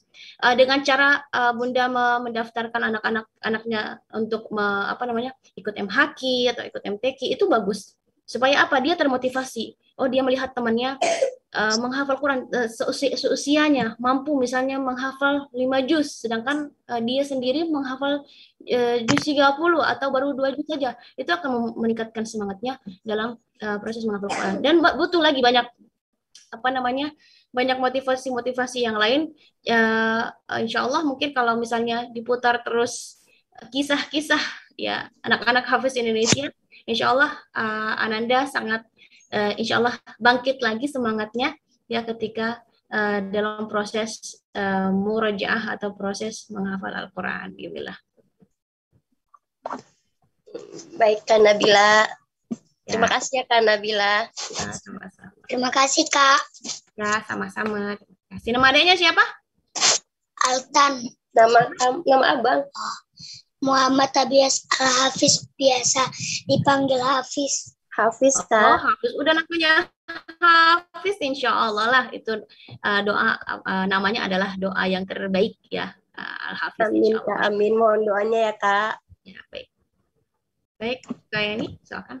Iya, baik. Ini kita lanjut lagi dulu ya, Ustazah. Ini ada peserta yang ingin bertanya langsung juga. Satu lagi ya. Iya. Satu terakhir ya, baik. Oke, coba. Ini boleh untuk username-nya namanya King Faisal Jim. Oke, boleh? Oke, langsung. Tapi Kak sepertinya ada yang sebelumnya deh dari tadi. Yang mana? Ada tulisannya bahasa Arab nih. Oh, ini ya, Sunario ya? Iya. Ya, masih ada di Zoom? Bapak Sunario barangkali masih ada di Zoom kah?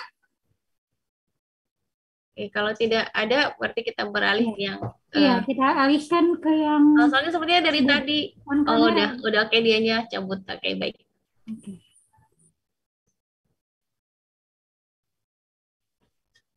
Oke, kamu moderator.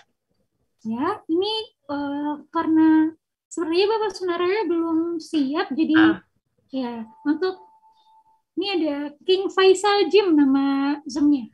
Boleh? Oke, baik.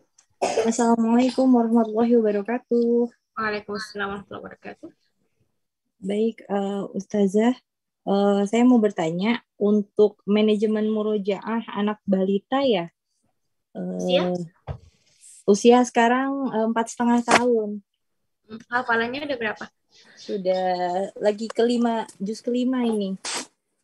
Juz kelimanya dari Al-Baqarah atau dari yang pertama 30, 29, kemudian 1, 2, sekarang ketiga, Ustazah juz 3. Iya. Kegiatannya di rumah apa saja? Kegiatannya sekolahnya memang Quran juga, Ustazah. Jadi masih sekitar Quran juga sih gitu. Nah, yang ditanyakan adalah bagaimana memanage waktu murojaahnya. Murojaahnya biar tetap dengan kan tambah lagi ya hafalannya agar tetap tidak lupa ya istilahnya gitu, Ustazah. Apakah sehari 1 juz atau bagaimana untuk anak balita gitu? Ya, baik. Yang pertama adalah kita melihat kualitas hafalannya. Ya, kalau makin banyak ziyadah ternyata murojaahnya berantakan, kita stop dulu. kita stop dulu ziyadahnya lebih dahulu ya. Kenapa demikian? Karena anak di usia itu dia jangan sampai orang tua yang berambisi pengen dia cepat 30 juz sedangkan anak sendiri tidak mampu untuk menjaganya ya. Nah, apalagi di usia kecil seperti itu kan dia nggak ngerti ya harus menjaga hafalan gitu kan. Gitu. Ya, jadi usahakan mungkin terlebih dahulu karena dalam proses menghafal Quran dia pasti akan merasa ada di mana nanti dia rasa futur, dia rasa bosan, dia merasa tidak mau lagi. Tapi yang minimal yang dia hafal itu dia sudah mungkin. Jadi mungkin terlebih dulu. Jadi cek dulu hafalannya nih.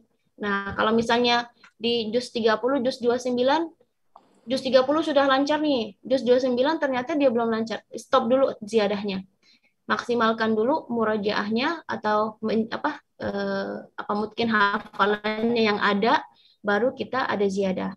Nah, kalau misalnya nih, alhamdulillah ternyata 5 juz ini sudah lancar ya.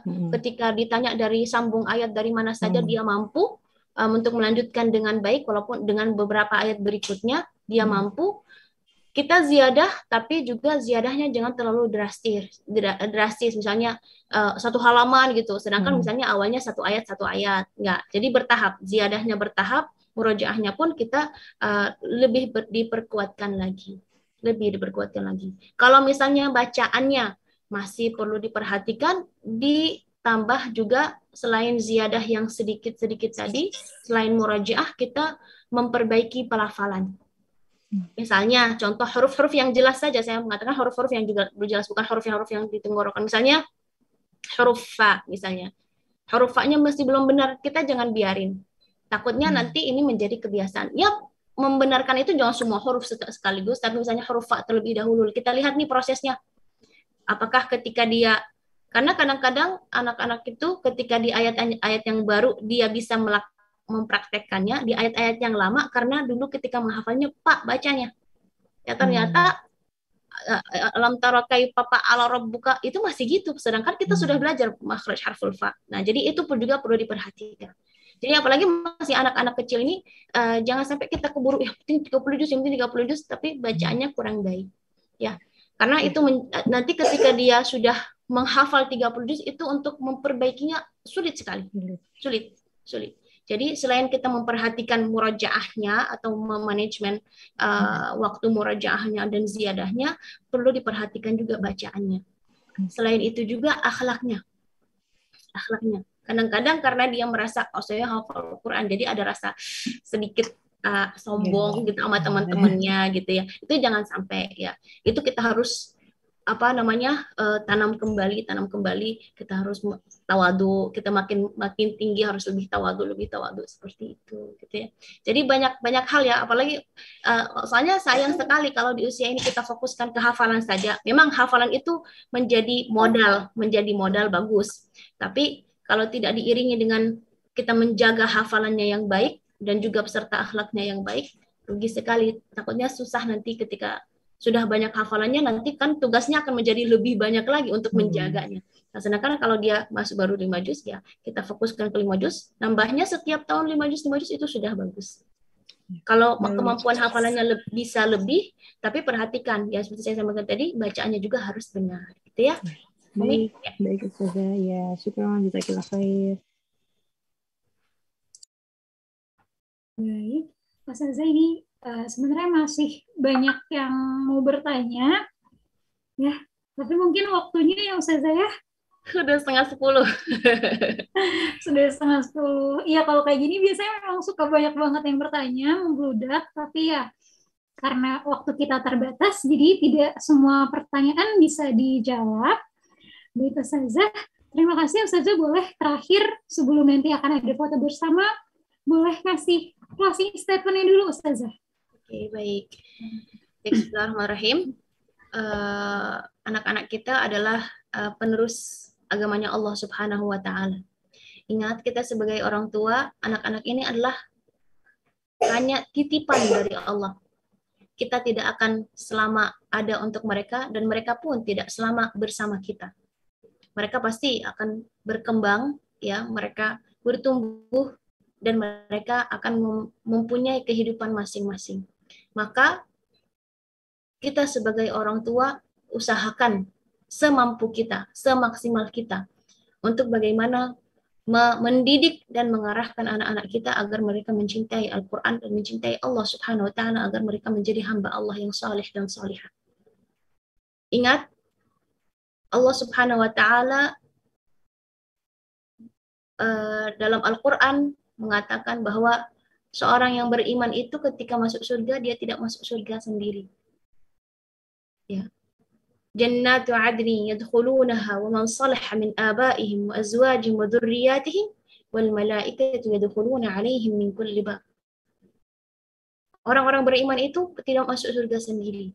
Maka ya usahakan ya ketika kita pengen masuk ke surga bersama-sama, kita tanamkan keimanan yang baik kepada diri kita terlebih dahulu, agar itu akan berefek kepada anak-anak kita dan insya Allah dan anak keturunan kita juga. Ya mudah-mudahan dengan niat yang soleh dan langkah pertama yang tulus dari hati orang tua itu akan menjadi menjadi bensin atau menjadi arahan, menjadi bekal untuk anak-anak kita untuk menjadi anak-anak yang soleh dan solihah. Ya, alangkah baiknya ketika kita mengarahkan anak-anak kita untuk mencintai Al-Quran, menghafal Al-Quran, karena Rasulullah SAW bersabda, Inna lillahi ahlina minan nas. Ketika para sahabat bertanya siapa keluarganya Allah Subhanahu wa Ta'ala, ya Rasulullah menjawab, ahlul Quran hum ahlullahi wa khasatuh. Keluarganya Allah adalah ahlul Quran. Ahlul Quran bukan hanya sebatas mereka yang mau membaca, yang mau menghafal, tapi benar-benar mereka mengamalkan, menjiwai dan mengkaji dan juga berdakwah dengan Al-Quran. Mudah-mudahan Allah Subhanahu wa Ta'ala senantiasa memberi kepada kita petunjuk dan hidayah agar kita mencintai Al-Quran, mengamalkan Al-Quran, berdakwah dengan Al-Quran, mendidik anak-anak kita dengan Al-Quran, agar anak-anak kita menjadi ahlul Quran dan mereka insya Allah menjadi orang-orang yang mulia di dunia dan insya Allah menjadi mulia di akhirat. Amin ya Rabbal Alamin. Mohon maaf sebelumnya apabila ada kekurangan dari saya, khususnya tadi dari perpindahan waktu, ya mohon maaf sekali. Ya, apabila ada salah ucapan atau ucapan-ucapan yang tidak berkenan, maka itu dari diri sendiri dan syaitan. Apabila ada manfaatnya dari kajian ini, ya itu semata-mata dari Allah Subhanahu wa Ta'ala dan taufiknya. Hadza wallahu ta'ala ala wa alam. Sallallahu ala sayyidina Muhammad walhamdulillahi rabbil alamin. Baik, alhamdulillah kita sudah berada di penghujung acara. Ya, untuk ayah bunda yang mau dapat referensi kajiannya bisa isi daftar hadir di kolom chat. Nah, ini karena sekarang kita mau sesi foto bersama nih ayah bunda. Yuk, boleh dikasih waktu 1 menit untuk siap-siap dulu nih. Ini Masya Allah ada 11. Ini masih 250-an yang bertahan. Tadi yang join Zoom itu hampir 350 peserta. Ini Masya Allah masih bertahan. Masih bertahan 250-nya nih, masih bertahan tadi hampir 350 Ustazah. Masya Allah, semangatnya luar biasa. Dan mohon maaf ayah bunda, tidak semua pertanyaannya dapat dijawab, tapi semoga pertanyaan ayah bunda ini bisa dijawab di kajian-kajian berikutnya. Insya Allah kita rutin mengadakan kajian parentingnya, makanya ayah bunda jangan keluar grup ya. Nanti insya Allah informasinya akan disampaikan di grup. Oke, baik. Operator, siap ya? Kita foto dulu dari slide yang pertama nih. 1, 2, 3. Oke. Kita slide yang kedua. 1, 2, 3. Oke. Ini masih banyak yang on cam ya di slide ketiga juga. 1, 2, 3. Oke. Oh ini slide keempat dan seterusnya belum ada yang on cam, gak apa kita ambilnya di 3 slide awal aja. Oke baik, ini operator udah beres semuanya? Oke sudah. Masya Allah, ini Ayah Bunda sudah isi daftar hadirnya. Ya, kalau yang belum isi, silakan diisi dulu. Dan bagi Ayah Bunda yang mau berinfak untuk santri penghafal Al-Quran, Askar Kauni, tadi juga sudah dikirimkan ya nomor rekeningnya, atau bisa lagi ngelihat nih di running text ya, di running text. Dan Alhamdulillah ini sudah jam 9:30 dan kajian malam hari ini berjalan dengan lancar. Terima kasih untuk Ayah Bunda semuanya sudah antusias mengikuti kajian parenting hari ini, dan juga terima kasih pada Ustazah Nabilah yang sudah meluangkan waktunya ya di tengah kesibukannya untuk berbagi ilmu pada kita semua. Kita tutup kajian hari ini dengan membaca hamdalah, alhamdulillahirabbil alamin, dan juga doa kafaratul majelis. Subhanakallahumma bihamdika, asyhadu an la ilaha illa anta, astaghfiruka wa atubu ilaik. Saya ini Anufiani mohon pamit undur diri dan juga mohon maaf apabila ada hal-hal yang kurang berkenan dalam hal pelayanan maupun penyelenggaraan. Semoga kami bisa melaksanakan kajian lebih baik lagi ke depannya. Mohon dukungannya terus, Ayah Bunda. Kita tutup. Assalamualaikum warahmatullahi wabarakatuh.